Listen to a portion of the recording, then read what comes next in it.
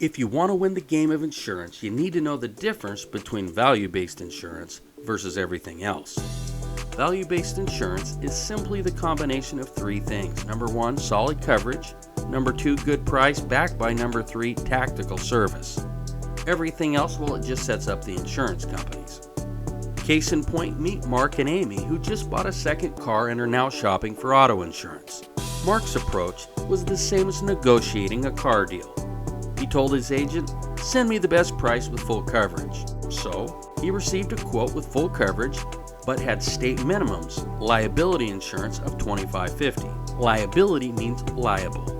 This is the coverage that would protect Mark or Amy in the unfortunate event where they caused an at-fault accident. The liability coverage would pay up to the limits, the other party's medical bills, pain and suffering, and even lost wages. The first number, 25, means $25,000, and it represents the max the insurance company would pay any one person as a result of Mark and Amy being in an at-fault accident. The second number, 50, means $50,000.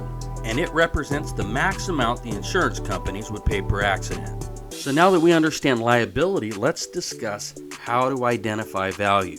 To do so, imagine two cans of soup. Same brand, same soup. The smaller can has one serving that costs just $1. The larger can has 3 servings. Its cost $1.25. That's a 25-cent difference. The question is, what do you do with it? If you're a price shopper, you may try to save it. But if you're focused on value, you'll ask yourself how the 25 cents can provide value. In this case, the 25 cents allows you to go from 1 serving to 3. That's value. So let's apply this principle with 2 real quotes using Mark and Amy as an example. We see the smaller plan has a cost of $29.3740. Now let's compare that to the bigger plan, which costs $32.1710. That's a $282.70 difference, which just happens to be 9%. The question is, what do you do with it? If you're a price shopper, you may try to save it. But if you're focused on value, then you'll ask yourself the same question: what value can the $282.70 provide? In this example, if Mark and Amy decide to spend the extra 9%, well, they get 10 times more coverage. That's value. But now, let's assume you own the insurance company and are seeking profits. Wouldn't your win happen when the price shoppers show up and they choose that state minimum?